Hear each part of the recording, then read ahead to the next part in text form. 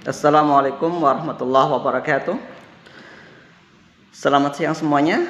Baik, kita akan mencoba mulai pembelajaran kita untuk siang hari ini pada materi mapel riset. Untuk perjumpaan kali ini, karena beberapa kendala, jadi saya rekam dulu penjelasan saya, nanti silakan untuk diputar kembali. Pada pembahasan yang lalu, kita telah membahas tentang bagaimana seorang peneliti dunia itu, mereka yang dibutuhkan oleh dunia untuk bisa merubah dunia.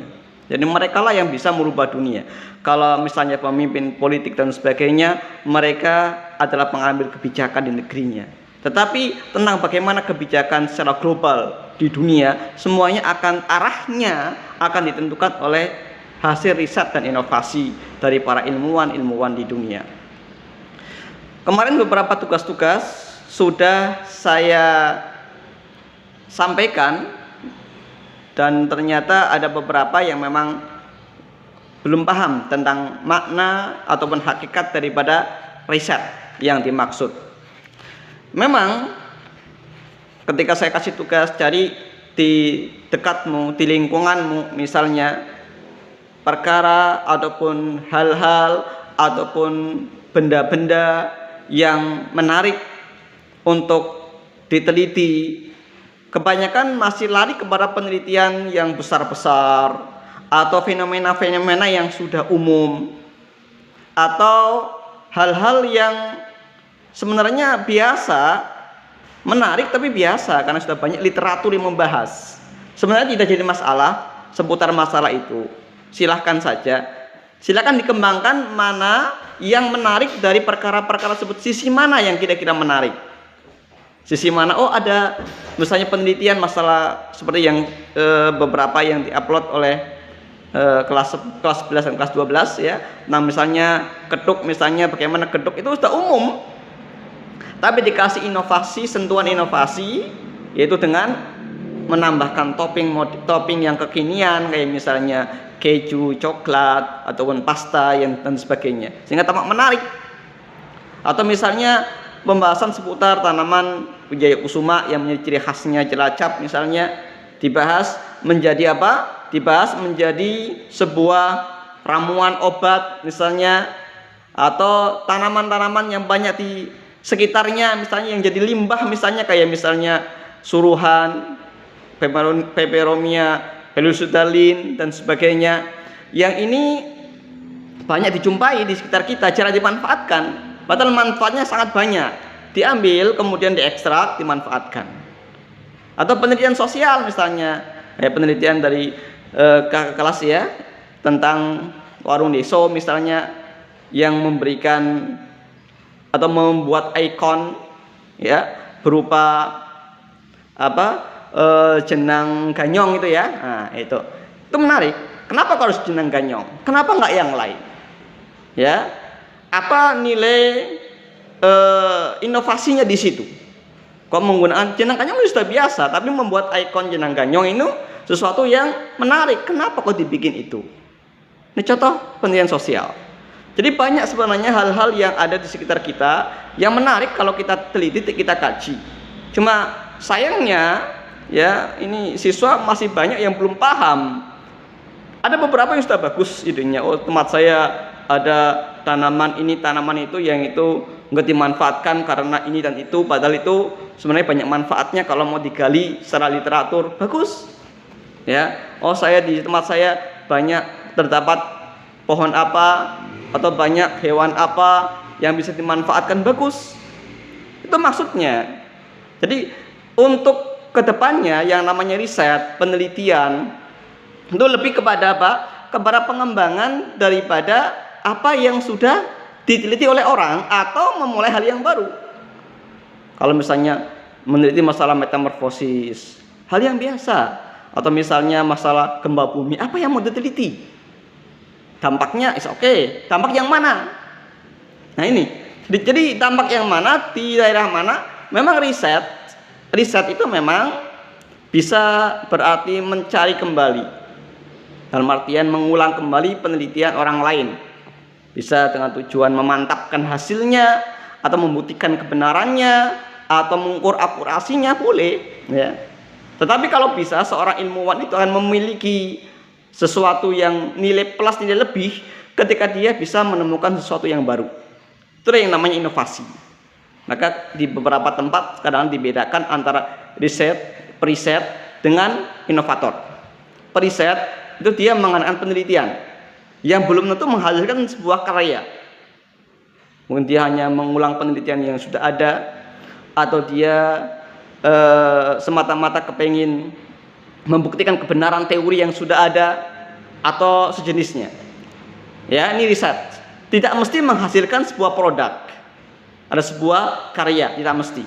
Tapi kalau yang namanya inovasi, pasti ada karya yang bisa untuk ditampilkan, yang bisa untuk dijadikan sebagai bahan pertimbangan orang. Oh, ini ternyata hal yang baru yang belum pernah ada sebelumnya. Ini menarik untuk kita ambil, untuk kita misalnya manfaatkan, ya, untuk kita publikasikan, bahkan untuk kita produksi jadi skala besar.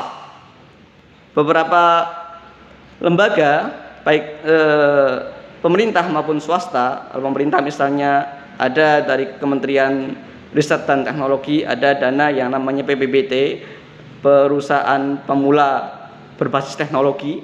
Ini adalah pendanaan untuk hasil-hasil riset yang berupa inovasi, didanai oleh pemerintah.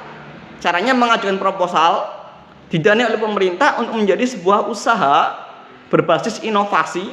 Ya, ini nilainya pembiayaan itu sampai sekitar 400 juta. Ya, begitu pula dengan ada beberapa lembaga-lembaga yang non pemerintah, semacam Indonesian misalnya, dia memberikan dana untuk inovasi yang menarik itu sampai 500 juta. Ya, bahkan dari luar negeri pun sama. Ada beberapa yang memberikan pendanaan riset. Sehingga sangat-sangat disayangkan ketika generasi muda tidak tertarik dengan riset. Itu sangat-sangat disayangkan sekali.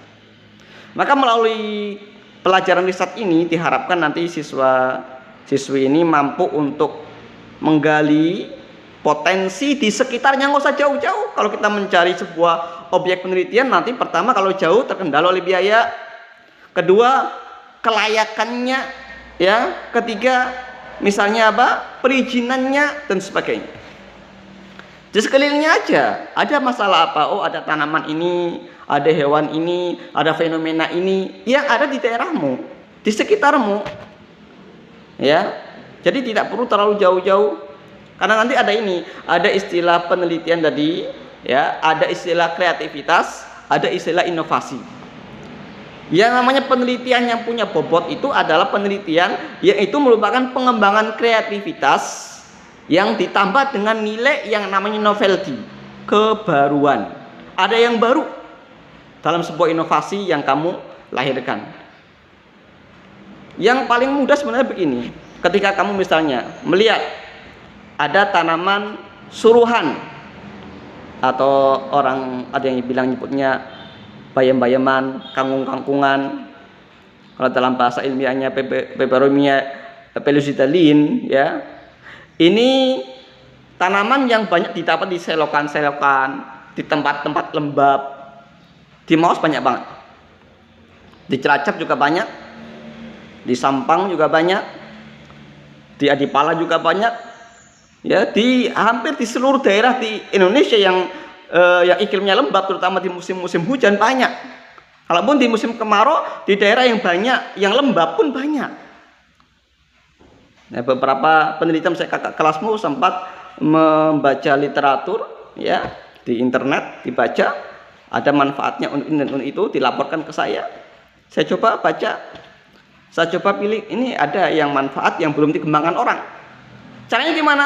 Ketika ingin membuat sebuah penelitian yang baru, idemu diketikkan di Google Search.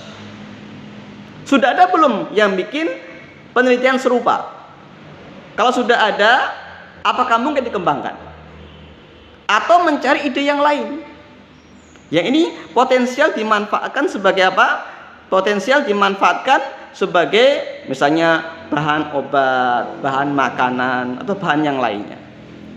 Mari kita coba penelitian untuk mengurangi kadar minus pada mata. Mungkin nanti kelas 10 yang memang punya kadar mata minus mungkin bisa menghubungi ke kelas yang penelitian ini bagaimana mengurangi kadar minus dengan suruhan ya. Bukan sirih tapi daun suruhan atau Peperomia pellucida Linn ya itu.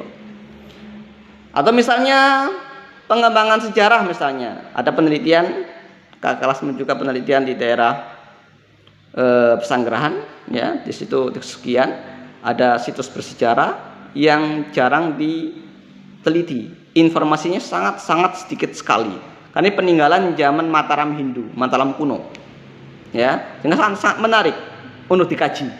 Ini sedang mengadakan riset untuk mengikuti KOPSI, kompetisi pendidikan siswa Indonesia ya. Nah ini kita berharap semoga banyak kakak kelasmu yang pada lolos dalam lomba KOPSI tahun ini dan tahun-tahun berikutnya ya. Jadi cara menemukan ide itu bisa dengan melihat sekelilingnya. Oh ada apa yang kurang bermanfaat, bisa nggak dimanfaatkan. Oh ada masalah apa, bisa. Oh masalahnya di tempat saya banyak orang kena penyakit gula misalnya. Saya kepengen membuat obat untuk penyakit gula dari bahan alami misalnya. Bisa nggak dicoba? Bisa. Tinggal dicarimu ada tanaman apa atau ada binatang apa yang efektif untuk menurunkan kadar gula ataupun indeks glikemik pada makanan. Bisa. Oh di tempat saya banyak orang punya penyakit misalnya rabun ayam misalnya. Bagaimana caranya? Oh tempat saya banyak orang punya kena penyakit apa misalnya, atau banyak punya gangguan apa misalnya. Dicoba. Bisa dicoba. Jadi bisa berlatarkan problem solving kayak kemarin kisahnya Archimedes, ada masalah, menemukan masalah. Kemudian apa? Mencari solusinya. Itu bisa pakai problem solving. Jadi ada masalah kita cari solusinya, ya. Atau ada sesuatu yang memang fenomena yang menarik, banyak tanaman, banyak hewan yang nggak termanfaatkan, gimana cara memanfaatkannya. Atau misalnya bisa pula dengan literatur, membaca jurnal. Nanti semua anggota KIR ataupun semua siswa kelas 10 terutama itu nanti wajib hukumnya untuk membaca jurnal. Terserah jurnal apa yang menarik ya, baca yang menarik, kemudian nanti diambil diringkas isinya apa jurnal itu. Misal suatu contoh, ada siswa mengambil contoh sampel jurnal tentang rumput teki. Rumput teki disebutkan di situ bisa meredakan nyeri. Kemudian ada siswa bimbingan saya yang kemudian membuat sirup dari umbi rumput teki, dibikin sirup, pemanisnya pakai madu. Untuk apa? Menurunkan rasa nyeri ketika haid. Bisa, ternyata bisa efektif, bahkan sempat masuk final di UIC Innovation Challenge di Gresik, Semarang Gresik. Juga pernah masuk final di Grand Innovation Award di Semarang. Juga pernah masuk final di IPB. Juga pernah masuk ke final di Tanjung Pinang di Lomba Inovasi Iptek Pemuda tingkat nasional di Kementerian Pemuda dan Olahraga. Alhamdulillah banyak pengalaman sekali. Nah ternyata setahun kemudian ada dari Jawa Timur orang yang mengembangkan. Ada siswa lain sekolah dari mana mengembangkan penelitian dari siswa bimbingan saya. Kalau siswa bimbingan saya bikin sirup dari umbi rumput teki ya untuk meredakan nyeri. Ada orang dari Jawa Timur sana mengembangkan jadi permen dari umbi rumput teki untuk meredakan nyeri haid. Jadi sirupnya juga jadi permen. Itu boleh seperti itu. Ya, boleh saja. Ya. Sempat dari beberapa dosen juga beberapa juri juga pernah komentar, kenapa nggak dikembangkan jadi nyeri sakit kepala ataupun nyeri-nyeri yang lain gitu. Tadi membaca jurnal ada analgesik, ada antipiretik. Analgesik penderita nyeri, ada analgesik penderita nyeri, ada pula kandungan-kandungan yang lain. Ya, antipiretik itu penurun demam ya. ataupun yang lain. Apa nggak bisa dikembangkan? Bisa. Mungkin dikembangkan jadi permen untuk penurun demam, ya, itu juga bisa dikembangkan. Ya, ini contoh. Jadi membaca jurnal, kemudian muncul ide. Tapi di searching dulu. Sudah ada belum permen penurun demam? Belum ada. Kalau sudah ada, dari tanaman apa? Atau dari bahan alami apa? Oh, yang sudah tuh misalnya dari tanaman binahong misalnya. Oh, saya pakai tanaman yang lain misalnya.